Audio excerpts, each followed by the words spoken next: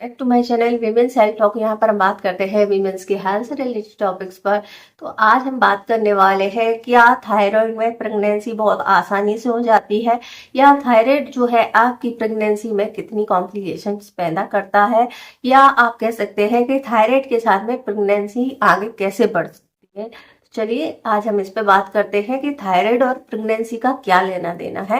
क्योंकि आपने हमेशा ही सुना होगा, अगर आपको पता चलता है कि किसी को थायराइड है तो उसके बाद में सीधा दिमाग में यही आता है कि अब इसको बच्चे नहीं होंगे, या फिर जिन लोगों को थायराइड है उनको वो बच्चे होने की या प्रेग्नेंट होने की या कंसीव करने में बहुत ज्यादा दिक्कत आती है। तो थायराइड जो है आपकी प्रेगनेंसी को किस तरीके से प्रभावित करता है और ये क्यों इम्पोर्टेंट है, अगर आपको थायराइड है तो उसके लिए डॉक्टरी सलाह बहुत ज्यादा जरूरी है। अगर आप कंसीव करना चाहते हैं या आपकी प्रेगनेंसी चल रही है तो भी आपको थायराइड है, तो कौन कौन सी बातें हैं जो आपको ध्यान देनी चाहिए। चलिए वीडियो शुरू करते हैं।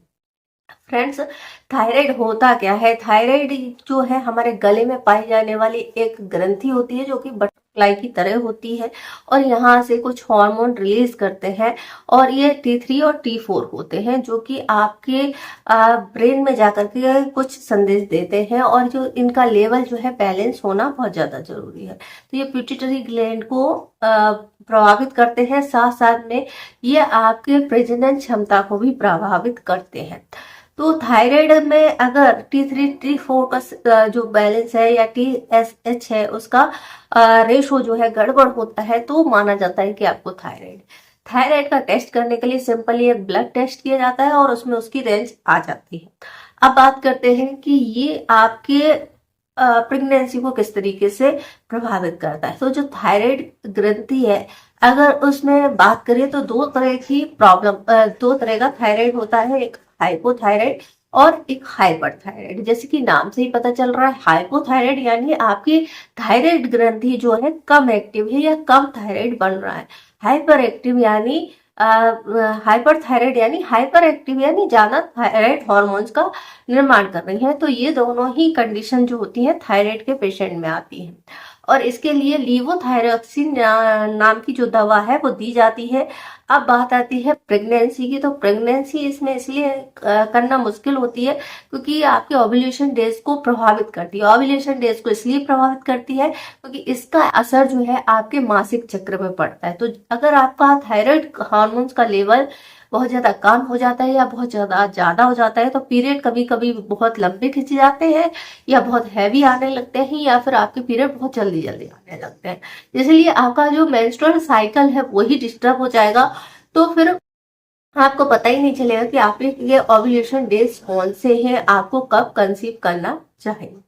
तो ये इस तरीके से आपको प्रभावित करता है। तो अब थायराइड के साथ में प्रेगनेंसी आगे कैसे कर सकते हैं और इसके हिसाब से कैसे प्रेगनेंसी प्लान कर सकते हैं। तो अगर आप प्रेगनेंसी प्लान कर रहे हैं तो फिर आपको अपने डॉक्टर से जरूर मिलना चाहिए, क्योंकि जब तक आपका थायराइड हार्मोन बैलेंस नहीं होगा, भले ही आपको सिम्टम आ रहे हैं या नहीं आ रहे हैं, जरूरी नहीं है कि हर बार आपका मेंस्ट्रुअल साइकिल पर इसका असर दिखाई दे। कई बार आपका मेंस्ट्रुअल साइकिल सही से चलता है लेकिन आपका थायराइड हार्मोन गड़बड़ कर रहा होता है, जो कि ब्लड टेस्ट से ही पता चलता है। इसके अलावा अगर आपका थायराइड हार्मोन का लेवल गड़बड़ होता है तो इसके से आपको प्रोलैक्टिन हार्मोन भी गड़बड़ हो सकता है, और इसकी वजह से आपको ओव्यूलेशन नहीं होगा। ओव्यूलेशन नहीं होगा तो आपकी प्रेगनेंसी रुकेगी कैसे। तो प्रोलैक्टिन हार्मोन्स बढ़ने पर आपके ब्रेस्ट से मिल्की डिस्चार्ज होना शुरू हो जाता है, या फिर पानी जैसा डिस्चार्ज शुरू हो जाता है। इस पर मैंने पहले भी प्रीवियस में बहुत वीडियो में बताया है। तो इस तरीके से आपको ब्लड टेस्ट कराना है। ब्लड टेस्ट में वो आपको देखेंगे उसकी रेंज, और उसके हिसाब से आपको डोज जो है निश्चित किया जाता है ताकि आप आसानी से कंसीव कर पाए। दूसरी बात, अगर मान लो कि आपको पता ही नहीं है, या आप जो पहले से थायराइड उसी की डोज ले रही है उसके दौरान ही आपको कंसीव हो जाता है, तो भी आपको तुरंत डॉक्टर से मिलना चाहिए, क्योंकि थायराइड हार्मोन की गड़बड़ी से आपका जो होने वाला बच्चा है उसका नर्वस सिस्टम और ब्रेन पर असर होता है। तो अगर आपने इस पर ध्यान नहीं दिया तो आपका बच्चा जो है मानसिक रूप से कमजोर या विकलांग हो सकता है, या फिर उसका नर्वस सिस्टम सही से बढ़ता नहीं है। इसलिए इम्पोर्टेंट होता है कि अगर आपको प्रेगनेंसी के दौरान थायराइड का पता चलता है या पहले से पता चलता है तो आपकी जो प्रेगनेंसी है पूरी तरीके से डॉक्टर से कंसल्ट करके ही आगे। सबसे ज्यादा दिक्कत उन महिलाओं को आती है जिनको गोइटर है। गोइटर यानी गल कंठ बोलते हैं या घोंघा रोग, जिसमें आप देखा होगा सूजन आ जाती है गर्दन में और ये पूरा हिस्सा बाहर निकल आता है। जिन लोगों में आयोडीन की कमी होती है, तो ऐसे लोगों में बहुत ज्यादा दिक्कत आती है कंसीव करने में, उनके चांसेस बहुत कम होते हैं। अगर आपका जो थायराइड जो है नॉर्मल रेंज में रहता है तो आप आसानी से कंसीव भी कर सकते हैं, लेकिन आपको डॉक्टरी कंसल्ट जरूरी है। इसके अलावा ऑटो इम्यून डिसीज जैसे कि ग्रेव्स डिसीज की हिस्ट्री अगर आपकी रही है तो आपको ये थायराइड होने के चांसेस ज्यादा होते हैं, या फिर टाइप 2 डायबिटीज जिन लोगों को रहती है उनको भी थायराइड होने के चांसेस बहुत ज्यादा रहते हैं।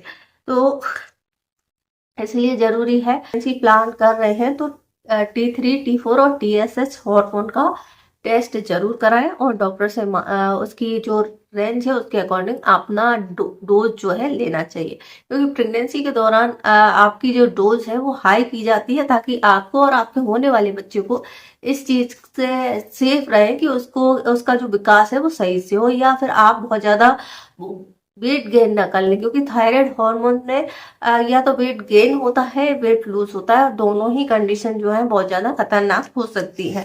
तो इस तरह की जो प्रेगनेंसी रहेगी वो हाई रिस्क प्रेगनेंसी रहेगी। को प्रेगनेंसी रुकती है तो तुरंत डॉक्टर से मिलना इसलिए जरूरी है क्योंकि वो आपको एक तो टेस्ट उस टाइम करेंगे जिसमें आपका थायराइड हार्मोन चेक करेंगे, इसके अलावा 2 और मेडिसिन होती हैं जैसे कि प्रोलिपिड ओरासिल देंगे और मेथिमाजोल जैसी दवा दे सकते हैं, जो कि प्रेगनेंसी में जरूरी है थायराइड वाले पेशेंट्स के लिए।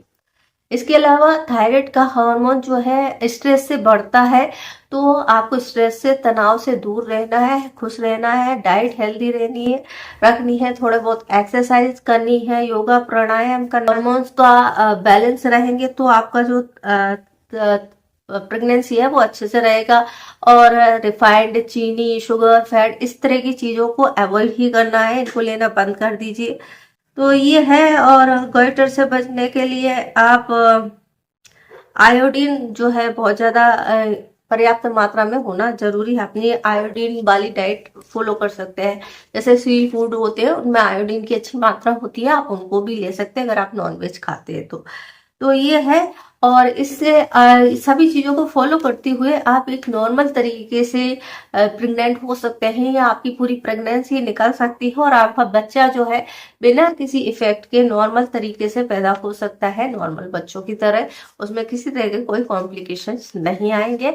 तो प्रेगनेंसी में थायराइड होना या थायराइड के साथ में प्रेगनेंसी बहुत ज्यादा बड़ी बात नहीं है, लेकिन इसके लिए प्रॉपर ट्रीटमेंट की जरूरत पड़ती है, यानी डॉक्टरी सलाह की जरूरत पड़ती है। बहुत ज्यादा ट्रीटमेंट तो नहीं है, लेकिन इसका लेवल बैलेंस होना बहुत ज्यादा जरूरी है। तो आई होप आपको ये जानकारी पसंद आई होगी। जानकारी पसंद आए तो वीडियो को लाइक करें, शेयर करें, हमारे चैनल को सब्सक्राइब करें। इससे जुड़ा हुआ कोई और क्वेश्चन है तो आप हमसे पूछ सकते हैं, हमें इंस्टाग्राम पे फॉलो कर सकते हैं। वीडियो देखने के लिए आपका धन्यवाद।